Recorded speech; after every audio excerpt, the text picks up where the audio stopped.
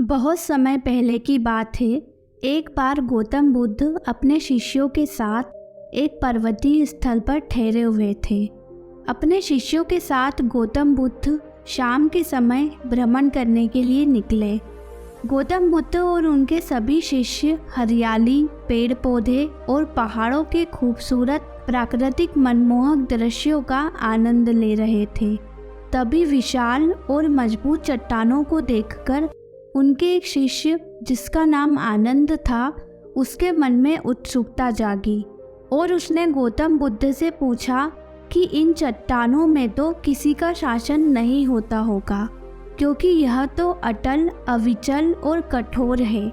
शिष्य का सवाल सुनकर गौतम बुद्ध ने कहा, बिल्कुल नहीं।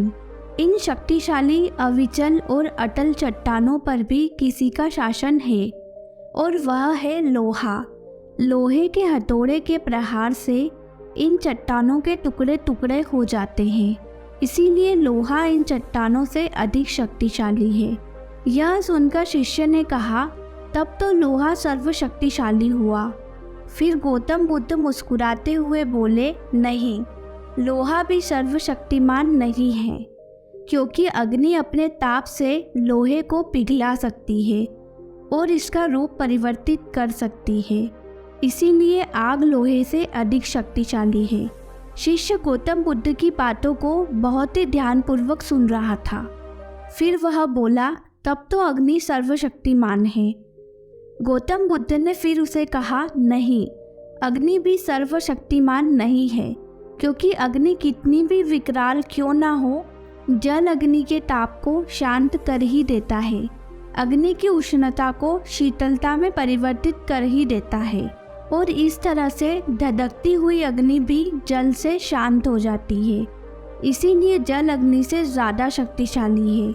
इतना सुनते ही वह शिष्य फिर बोल पड़ा, जल सबसे अधिक शक्तिमान है। तब गौतम बुद्ध ने कहा, नहीं, जल भी सबसे शक्तिमान नहीं है, क्योंकि वायु का वेग जल की दिशा को बदल देता है। जल से भरे बादलों को वायु कहीं से कहीं उड़ाकर ले जा सकती है, इसीलिए वायु जल से भी अधिक बलशाली है। गौतम बुद्ध का यह जवाब सुनकर शिष्य बहुत गहरी सोच में पड़ गया। बुद्ध शिष्य के मन में चल रही उत्सुकता को समझ गए कि उसकी जिज्ञासा अब तक पूरी तरह से शांत नहीं हुई है। अब शिष्य फिर से कोई सवाल करता, इससे पहले गौतम बुद्ध ने कहा कि अब तुम कहोगे कि वायु सबसे अधिक शक्तिशाली है, लेकिन नहीं, वायु भी सबसे शक्तिशाली नहीं है। इच्छा शक्ति वायु की दिशा को मोड़ सकती है। इस संसार में सर्वशक्तिशाली है मनुष्य की इच्छा शक्ति, क्योंकि इससे पृथ्वी, जल, वायु, अग्नि आदि सभी को नियंत्रित किया जा सकता है।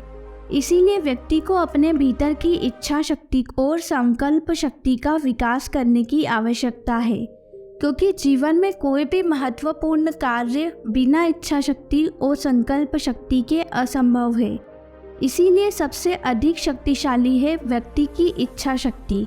इच्छा शक्ति से अधिक बलशाली कोई भी नहीं है। यदि किसी काम को अपनी इच्छा से किया जाए तो सफलता ज़रूर मिलती है। तो बस अपनी इच्छा शक्ति बढ़ाओ और जो भी काम करते हो उसे पूरी लगन, मेहनत और ईमानदारी के साथ कर देखिए, सफलता ज़रूर मिलेगी। यह कहानी आप लोगों को कैसी लगी हमें कमेंट करके ज़रूर बताइए, और अगर आपको यह कहानी पसंद आई है तो वीडियो को लाइक कीजिए और चैनल को सब्सक्राइब कर बेल आइकन पर प्रेस कीजिए, ताकि ऐसी ही वीडियोज़ के नोटिफिकेशन आपको सबसे पहले मिल सके।